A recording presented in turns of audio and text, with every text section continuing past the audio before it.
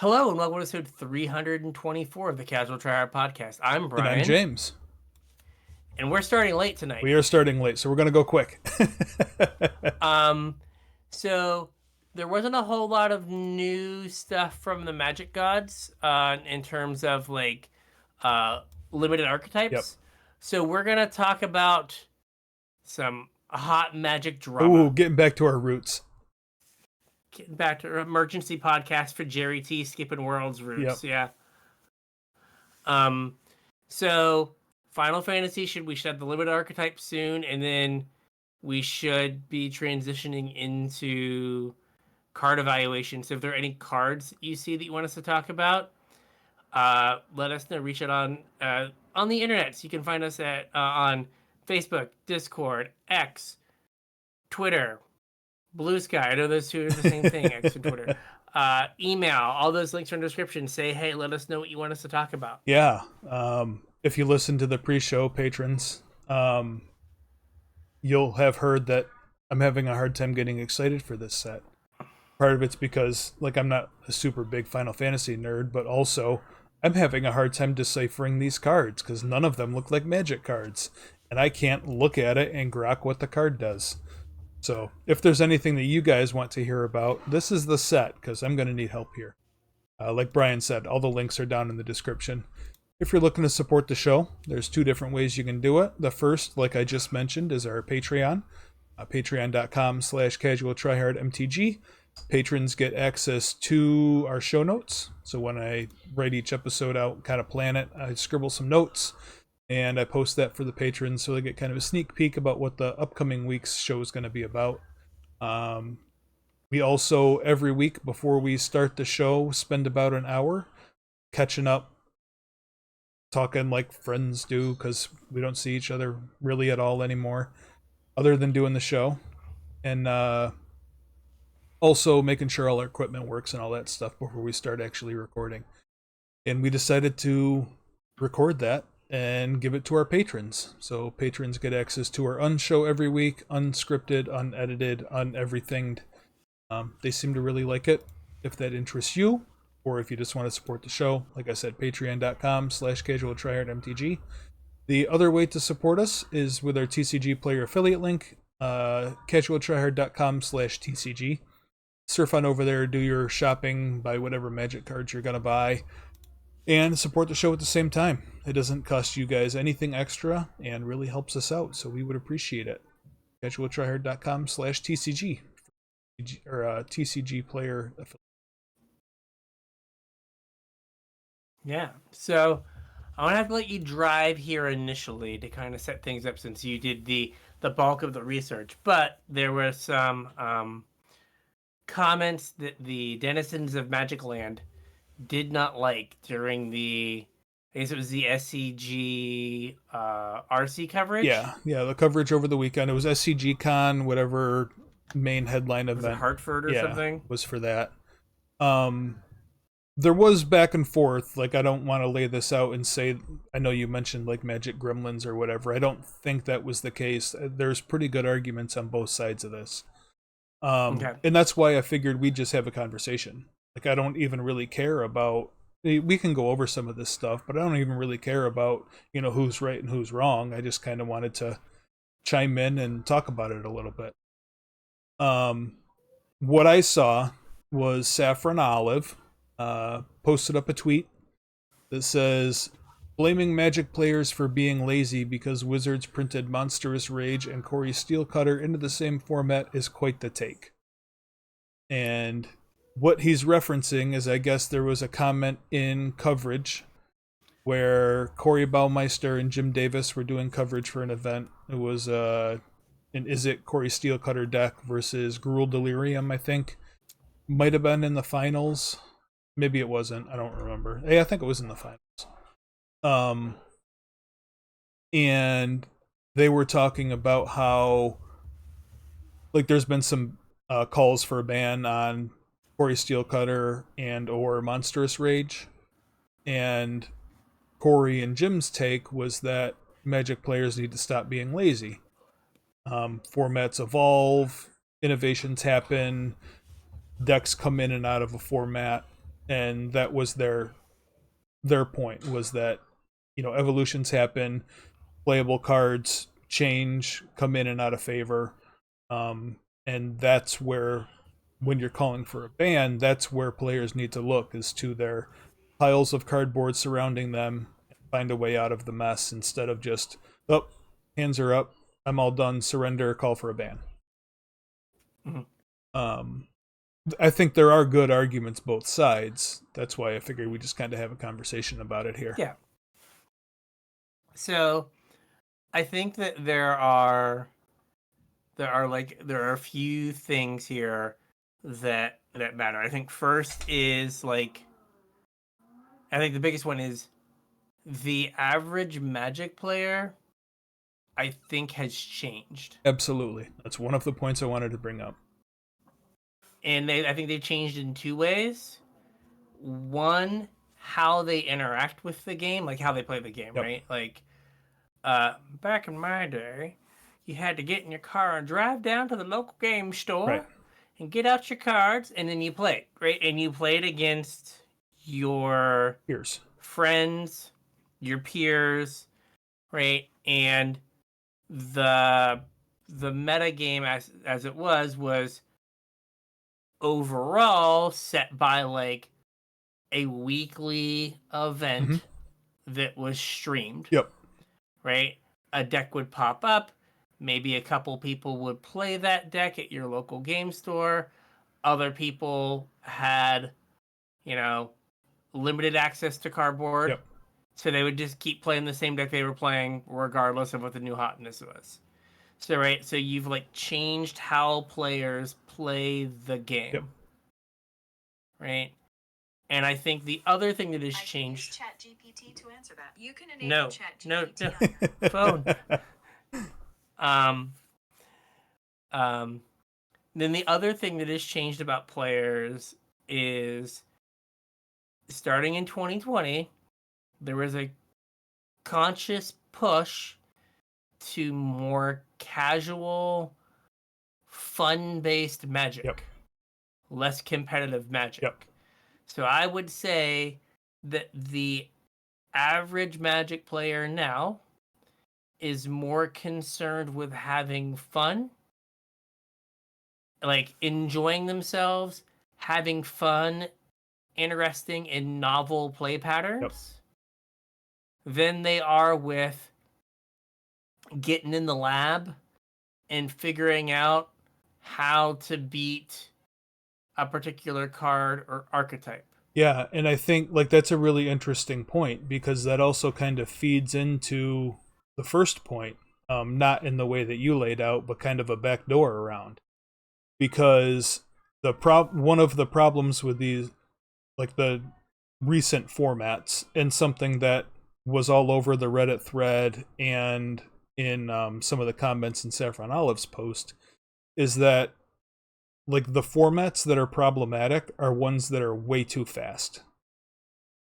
I think somebody in the Reddit thread, I think, went on a tangent about how like Standard is and has been a turn 3 format, and like that was clearly Modern's role back like when we were playing competitively all the time. Like Modern was the turn 3 format, and Standard was like a turn 5 format. And part of that, I think, has to do with the push towards online play. Like, I think we talked about this not quite in this episode, but either in the pre-show or when we were getting ready to record. But so many games are getting played on Arena. Like, I think it's orders of magnitude more than were being played on Magic Online. Like, we did get data and we did get churn from Magic Online, but I think Arena has like made even the rate at which Magic Online changed the format like disappear.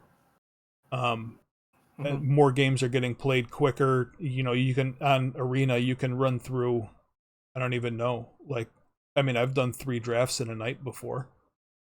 Yeah. And you couldn't ever do that in paper. You couldn't do that on Magic Online. No, because like Magic Online was kind of a mimic of Yeah. of paper. Like, you were oftentimes in a pod. Yeah. And you had to wait for people to finish their game before you play the next one, just like at the LGS. Yeah. And so, like the other part of that is when you introduce a ladder, you're incentivizing players to play quickly, because the more games you can win, the faster you're going to get up the ladder, the more like time you're going to have to be high on the ladder. Yeah, I think it incentivizes, like, you would rather have a 55 win percentage deck that got done with its matches in 10 minutes than a like 60 win percentage deck that got done with its games in like 30 minutes. Yeah. Right? You're just going to end up climbing up the ladder faster Right. if you got to play 6 games or 6 matches in an hour as opposed to 2. Right. And like that kind of goes alongside with the power creep we've had recently. If cards are more powerful and players are incentivized to play faster, I think it stands to reason that better, faster decks are going to be the norm. Yes. And that kind of spits in the face of where I started all this, where you said, you know, we've been kind of pushed away from competitive play and pushed towards more casual play. Well, if you're trying to hard cast a turn 8 Omniscience, whatever it is, like you're facing against a whole bunch of Corey Steelcutter decks, of course you're going to be calling for a ban because you can't do the cool, fun, splashy, big thing that you want to do because like you're playing a different game than everybody else. Like, think about all the Discord around Commander about, you know, before it was the number, I'm a 7 or whatever. And then like now we have the brackets, right? There's this really big push to make sure that everyone is playing the same type of Magic. Right? I'm trying to do big, slow, dumb things. I want everyone else to do big, slow, dumb things because then I get to do my big, slow, dumb thing. Right? And, you know, it's not fun if I'm a bracket 2 deck and you play a bracket 5 deck. That's not fun for me as the bracket 2 player, right? Well, I think there's also that similar argument, right? We have a bunch of people that to your point, want to play the Magic that they want to play. Yeah. And they're playing their like bracket 2 deck that's doing something big that needs setup, and their opponent's like, well, here's a pile of the most ruthlessly efficient, powerful cards that are currently in Standard, and I'm going to shove them down your throat before you can do the thing that you want to do. Right? And so, like, from the point of view of the person who wants to do the big, cool, fun thing, like, I don't get to play Magic because of, and they perceive it as because of Corey Steelcutter. Right? And, you know, to the point of, you know, Jim and Corey of, well, if they ban Corey Steelcutter, there's going to be another card you don't like. 6 months ago, we were calling for another card to be banned. Right? Because it was like the linchpin and the most powerful deck. Right? I mean, like, I think I probably was like, you could probably get rid of Shieldred and no one would be upset. Like, now Shieldred's not playable because you're going to play a 4-drop. You're dead. Right? You got moused out of here, or they made like 3 Corey Steelcutter tokens, and it doesn't matter that you block 1 and gain 2 life. Right? Like, you're dead. But I do think a lot of it is just you have people that aren't playing the same type of Magic in like running into each other. Yeah. And I think like that's kind of the core, that's kind of what I gathered from all of this drama.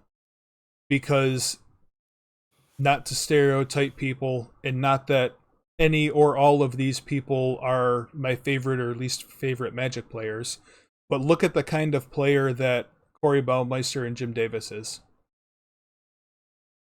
And look at their point of view.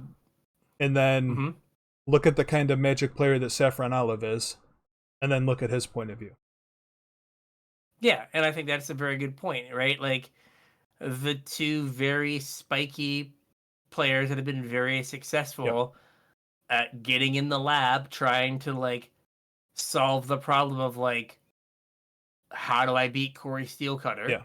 Or Saffron right? Olive says, how many hats can I fit in this deck and still win? Yeah. Or, like, today's was a $40 budget mono green deck. And, like, nothing right? against Saffron Olive either. Like, I mean, he has certainly brewed up some bangers, and I think the Magic community is probably better having him than if he had never existed. But I think that like, his point of view is from his seat and not necessarily from how Jim Davis and Corey Bellmeister want to play. What were you saying? Perception is reality? Exactly. But neither one of them is wrong if you look at what their seed is, right? Yeah. Like, Saffron Olive's point is there are these really interesting, neat cards that, like, read cool and powerful and fun that I would like to get to play. But they are pushed out of the format because of thing. You know, let that be Monstrous Rage on a Mouse or Corey Steelcutter, right? Like, they're just pushed out of the format. You cannot play them. And so, from his point of view, it's like, well, I want to do this thing. From Jim and Corey's point of view, it's, well, we've been successful finding the small edge. And, like, what they're not going to say, like, what they're not going to say in this, like, you know, exchange or whatever is, well, they might be like, oh, well, you just have to find the card that beats Corey Steelcutter or, like, make the new best deck. There's been a lot of times, especially in the last few years, that the big Pro Tour deck is, like, 73 of the 75 cards that won the Magic Online event the weekend before. And they just found 2 sideboard cards that, like, swung the matchup a little bit if they drew them. Right? So it's not even like so it's not always that you, like, break it. Sometimes you just go, like, yeah, Corey Steelcutter's busted. I just have to play this card. And I think we like, talked about this way back in the early days of the show when, like, metagame swings were a little bit different. But, like, there was well, you kind of alluded to it a little while ago too. There used to be a cycle in Standard where you'd have a big event, something would win the event, everybody would go out and buy the cards for that deck and then play that deck all week long, and then come the next weekend, all of the quote regular players were playing that deck, whatever, you know, tweaks they decided to play, whatever, you know, little edges they could find. But all of the pros who set that now week old meta are now playing decks to beat the week old meta. Whereas I think we used to call it, like, level 1 deck, level 2 deck, level 3 deck. Yes. You have the deck that everyone's playing, the deck that beats that deck, and then the deck that beats the deck that beat the first deck. Yeah. And, like, that's not really a thing anymore with the way, like, the current Magic environment is. There's a lot less importance put on coverage, and I think there's a lot less people that are, like, really in tune with that. But also we've had a rise in, like, Discord and messaging groups where, like, a lot of that tech that used to just be out there because there wasn't a great way to you know, hide that from other teams or whatever, is now, like, in sub channels in Discords, and, oh, you got to sub to my content to get my sideboard guide. Like, all that stuff used to be freely available to anybody. Like, Star City would pay for it, or Channel Fireball would pay for it, and, like, people weren't self-sourcing that and, like, self-promoting their own content. And, like, it was just like I said, there was a different rhythm to things. Yeah. And Marshall Sutcliffe used to talk about the machine, right? Where, like, hey, you know, WotC, like, put stuff together for the limited environment, but then it gets thrown into the machine Yeah. and like chewed up and spat out, and like here's the best thing to do, right? Because way more games get played. Yep. And in that same thing, like if there was a better thing than Corey Steelcutter, with the number of games that get played, Mm-hmm. someone would have stumbled upon it. You know what I mean? Yep. Right? Now, there is, like you said, like, if Corey Steelcutter becomes 60% of the meta, like just an absurd number, right? And forces everything else out, then okay, cool.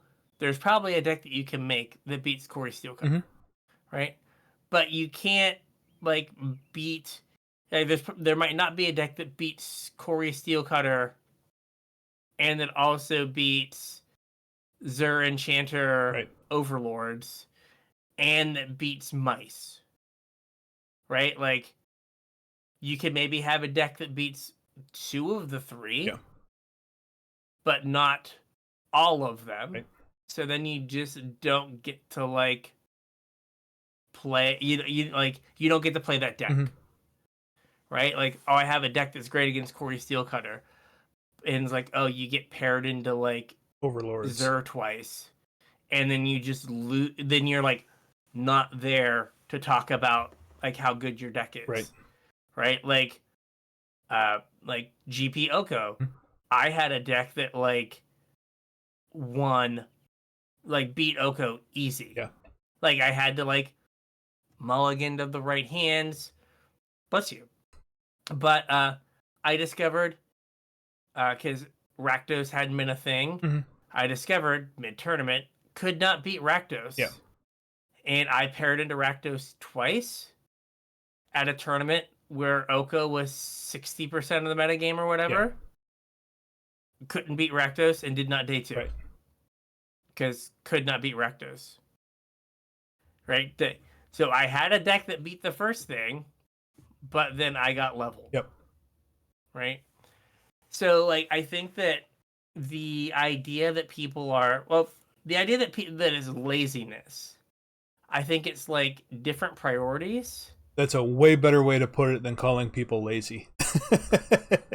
Yeah, like, it is quicker in shorthand to say lazy, but what I think they really want to say is, like, they should prioritize making better decks, or they should prioritize winning.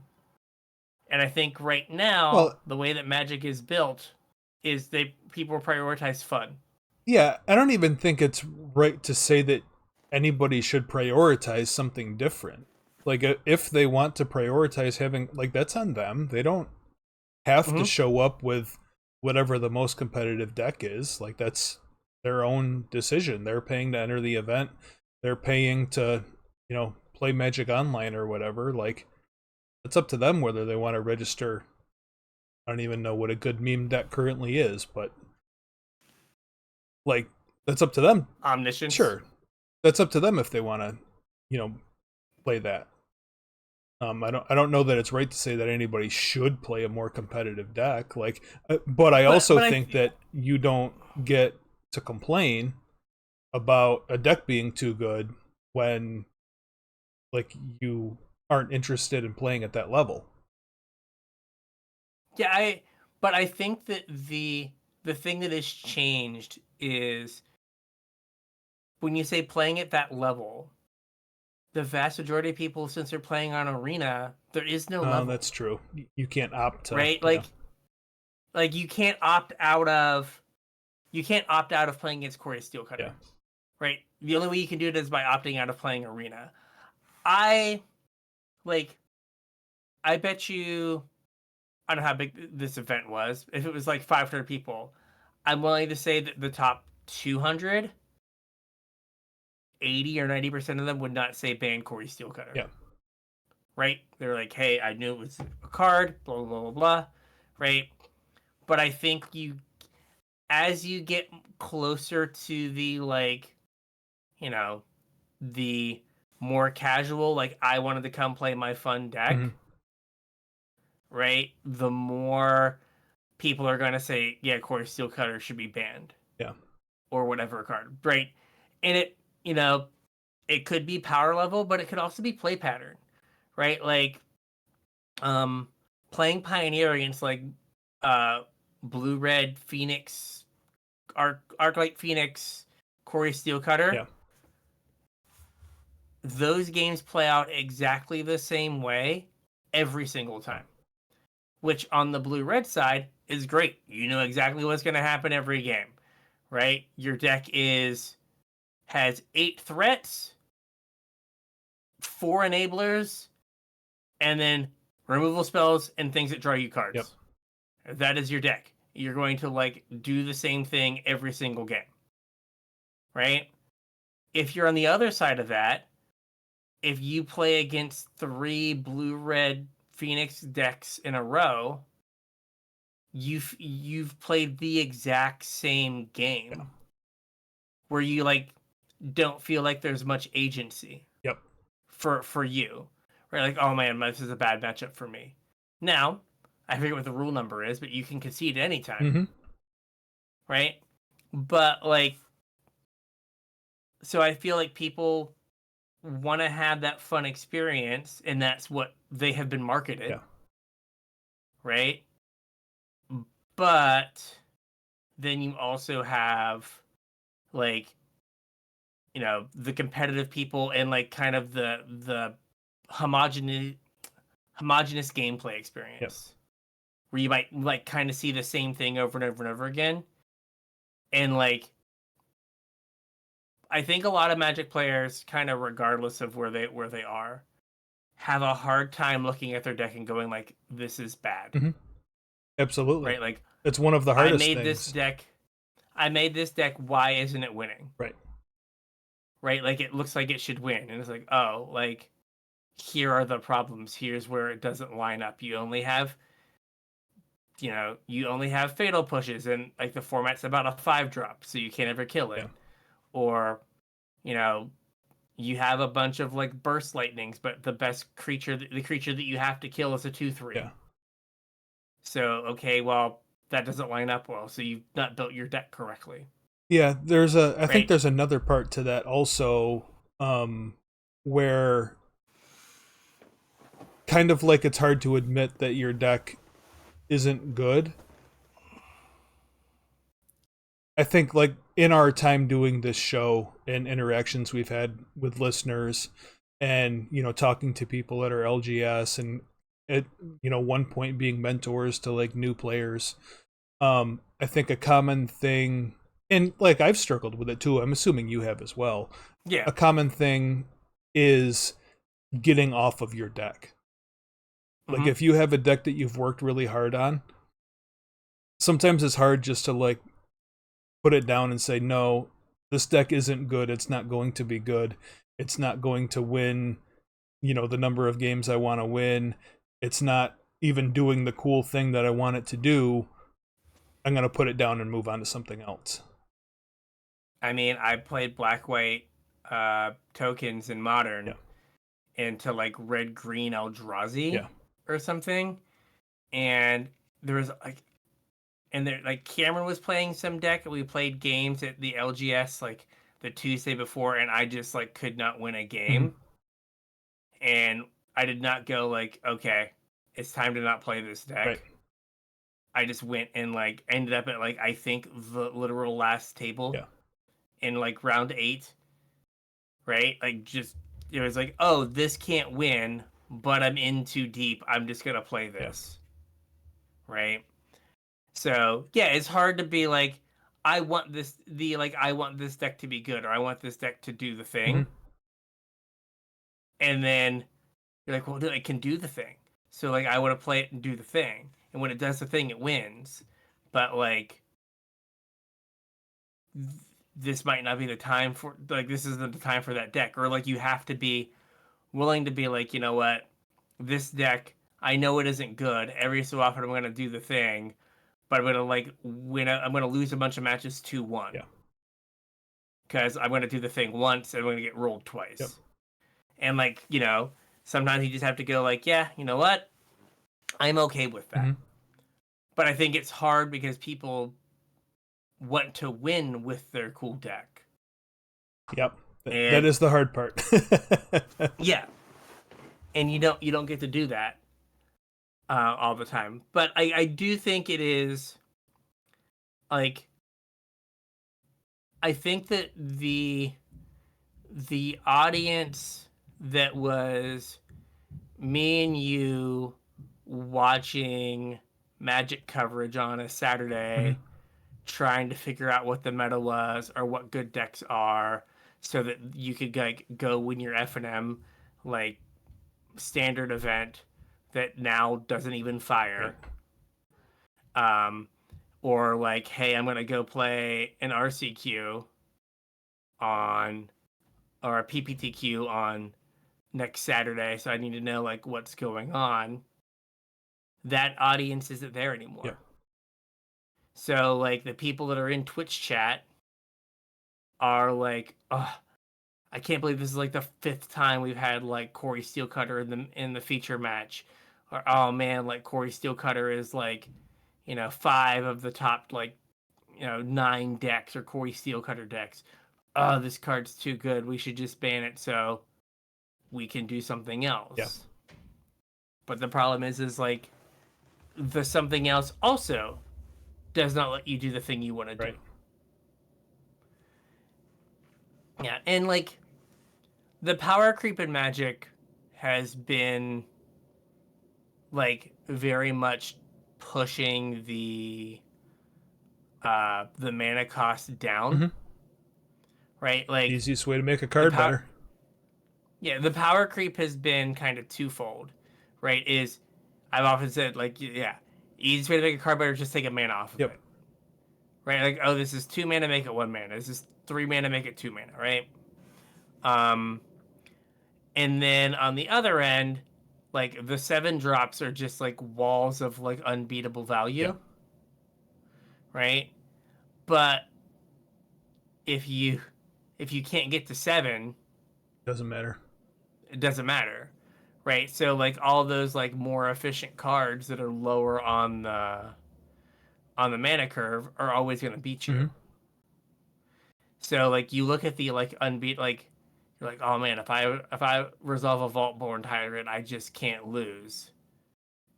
If you resolve the Vault-Born Tyrant, but like I'm gonna like turn 3 you, and you're never gonna come close. I'm gonna go like mouse, big. 2 pump spells, give it double strike, and then fling it at you.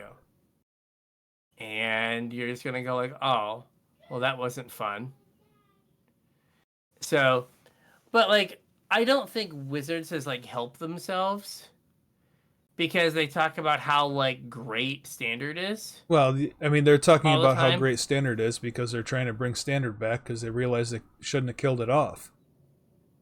Yeah. But like it is one of those things that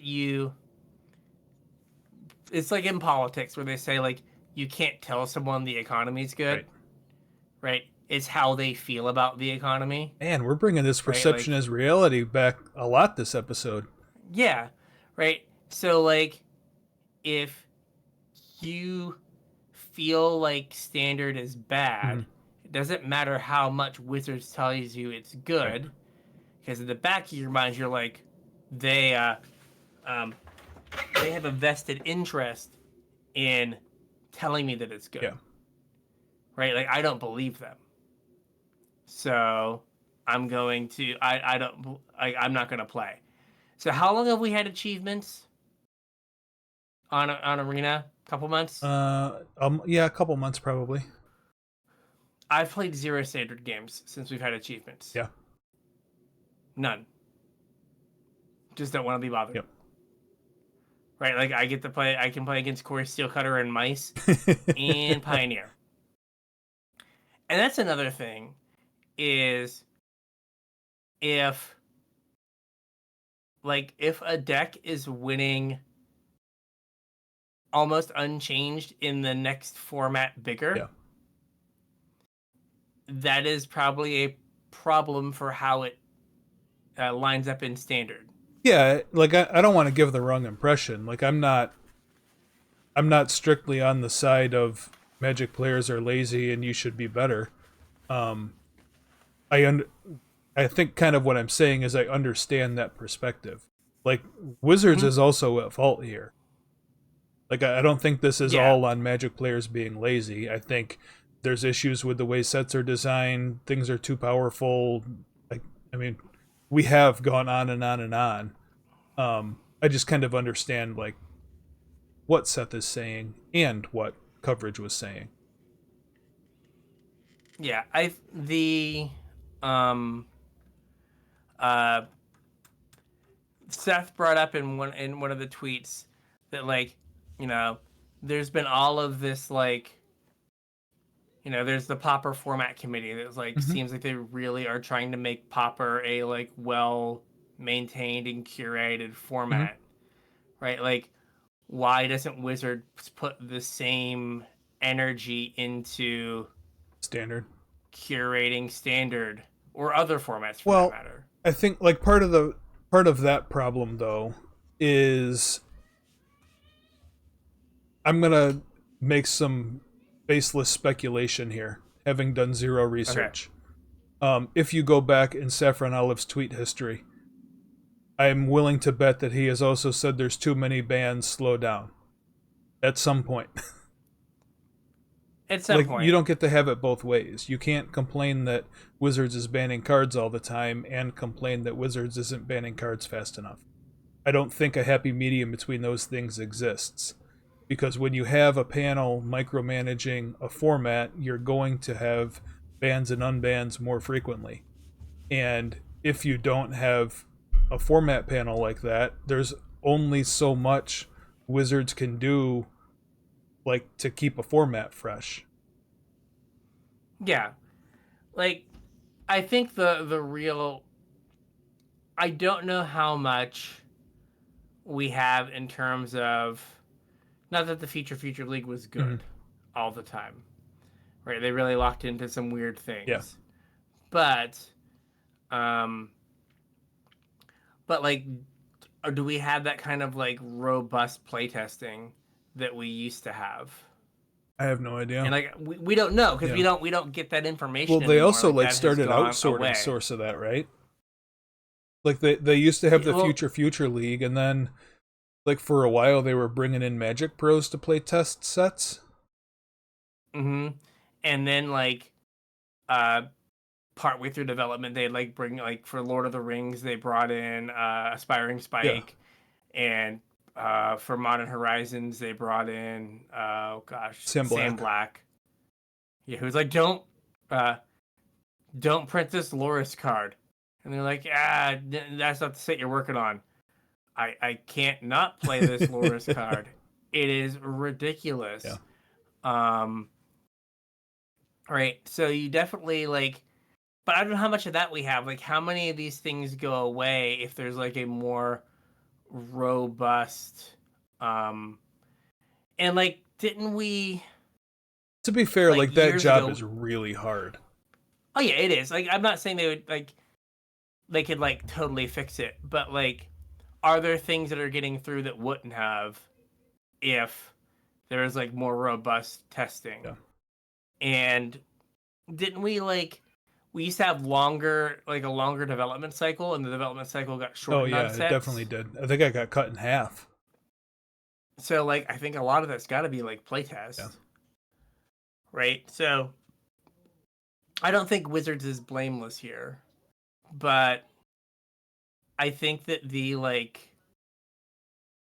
I think that there's a very vocal like there's always been people calling for bans.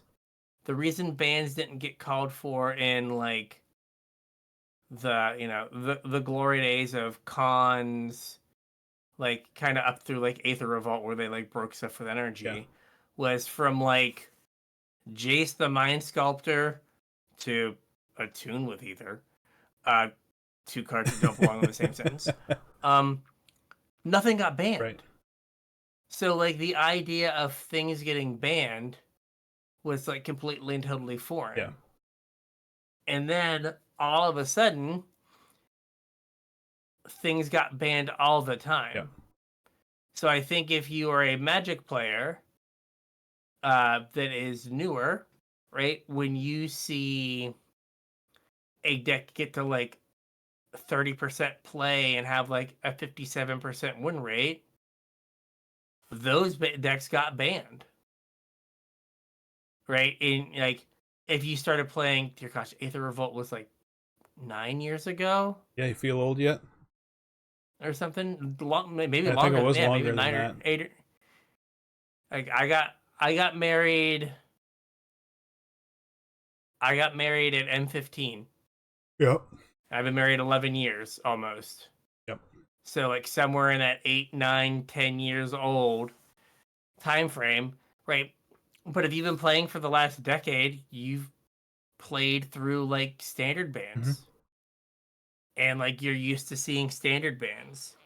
So when something's like seems out of whack, how did it get fixed before it got banned? Right. Right?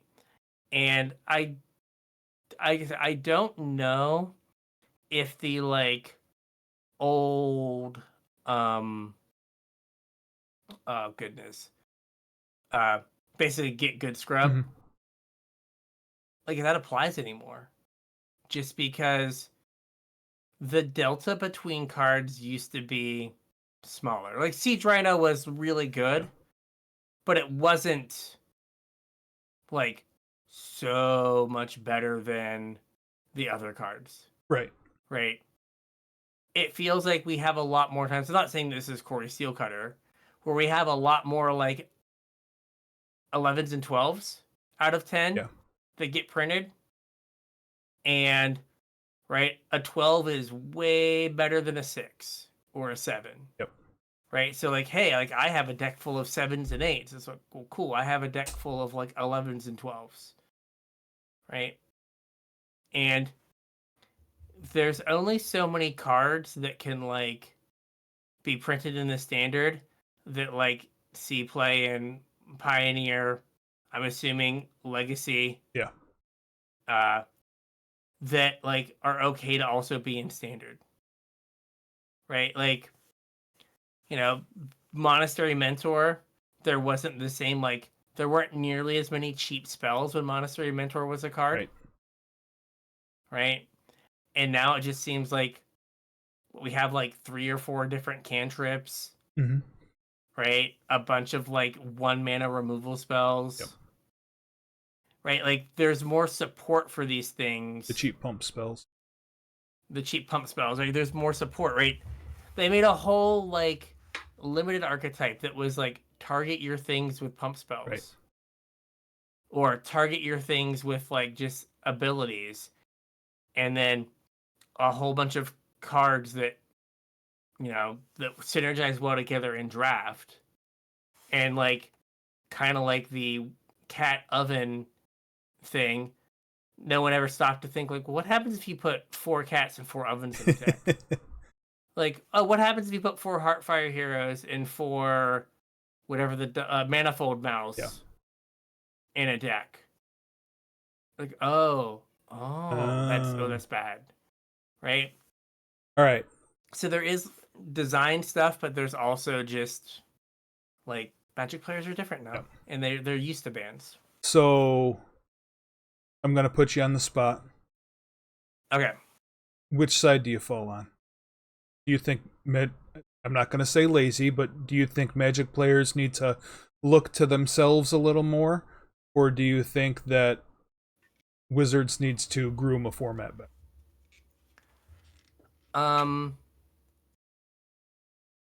I think it's all relative to time. Corey Steelcutter's been in the format for 2 months, 2.5 months, something, right? 8 to 10 weeks, something like that. Yeah, but that's like a billion games of Magic on Arena. That is a billion games of Magic.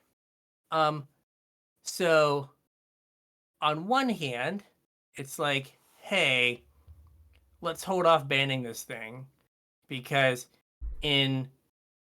maybe it's not playable when Final Fantasy comes out. Right. I doubt that, right? Or maybe the next set, which I guess is Spider-Man. God, kill me. Right? Marvel, but without Marvel names. Yeah, Marvel without Marvel names.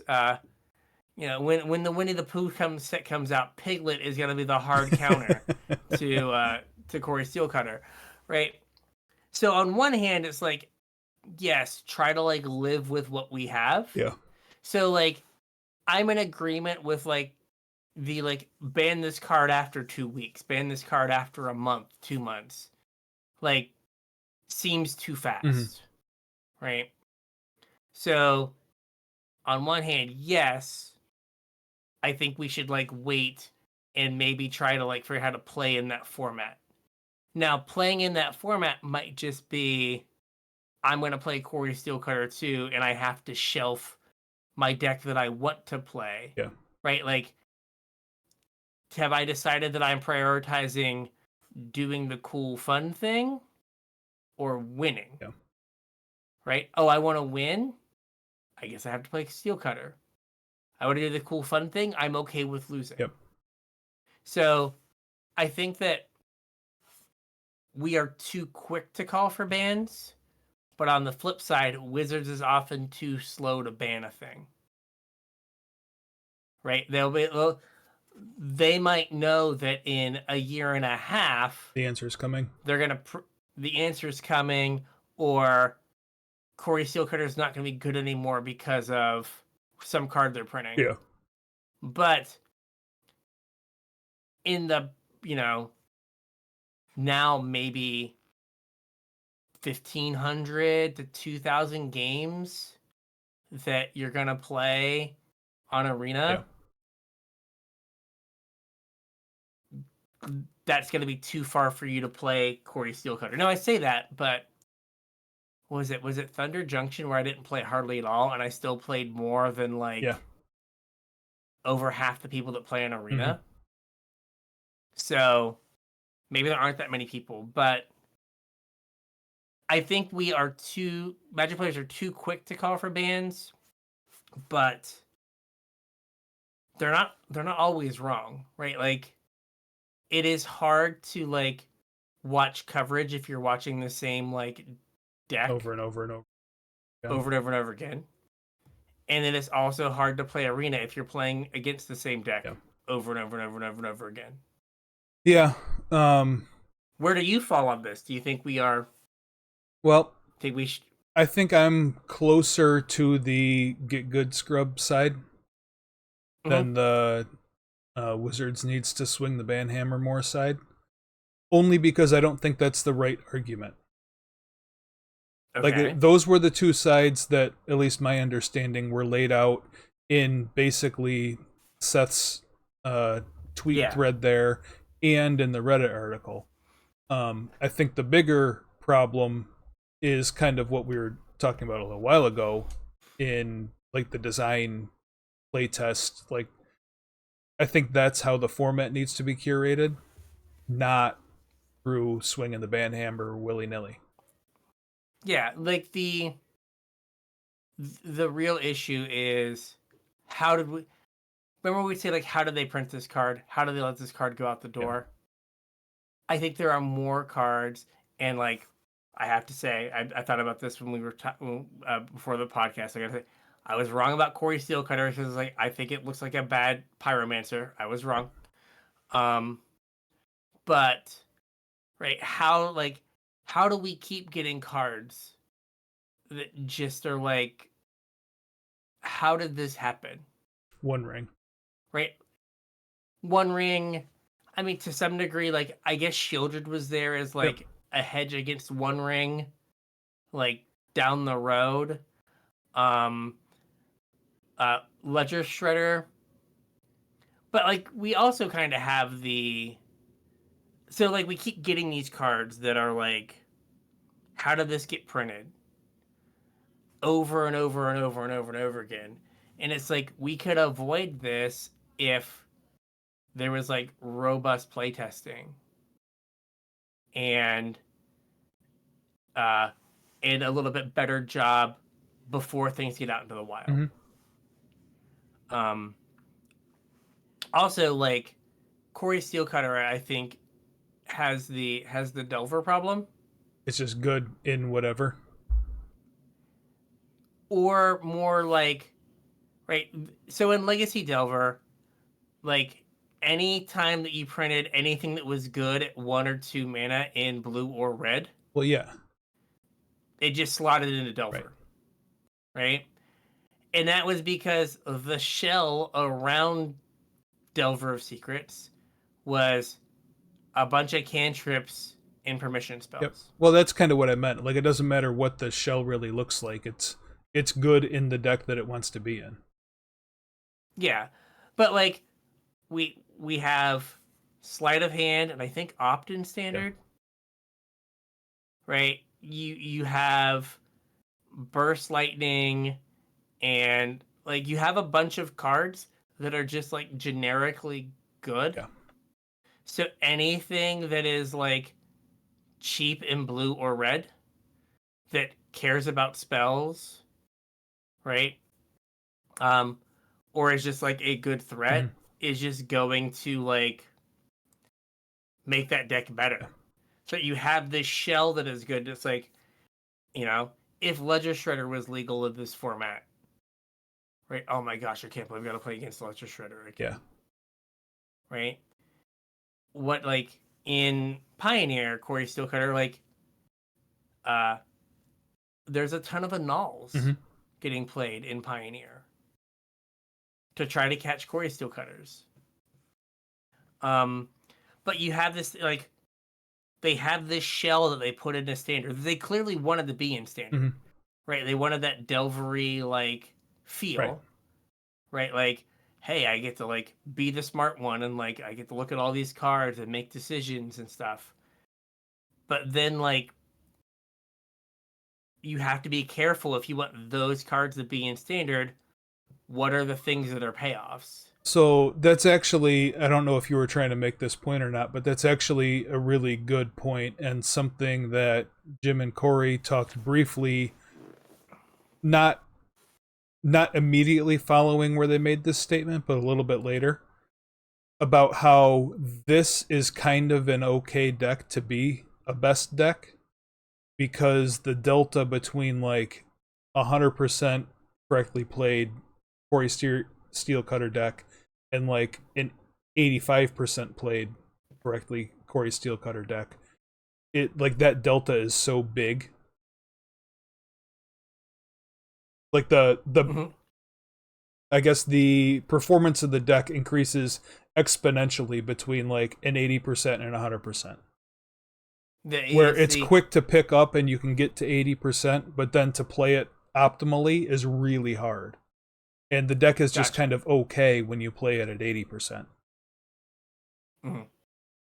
Which I kind of agree with. Yeah. Like you just said, it's a deck that incentivizes like making minute correct decisions all along like the game. Yeah.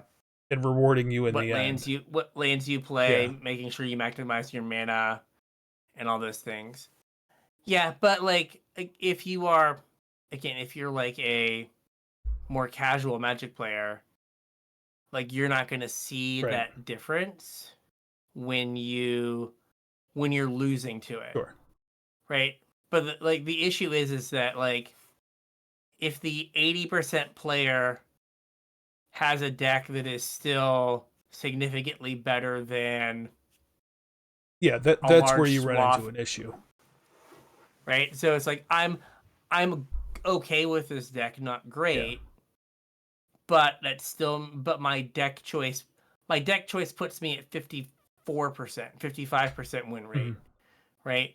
My play skill can get me to, or like puts me at 52, and then my play skill gets me to 56, 58. whatever, yeah, whatever it is, right? Like, oh, that's a really big difference. But if like you're just like, even the not good players are beating the people that are like trying to do the fun, interesting thing. Yeah. And like we have had like best cards and best decks in every format, right? Like, but like you mentioned, like the average mana cost for these cards has gone down substantially. Yep. Right? Think about like Siege Rhino 4-drop, that's 3 colors. Right. Wingmate Rock. Right? 5-drop that required you to have a creature on the battlefield and attack to like actually make it good. Yep. Archangel Avacyn was a 5-drop. Yep. Right?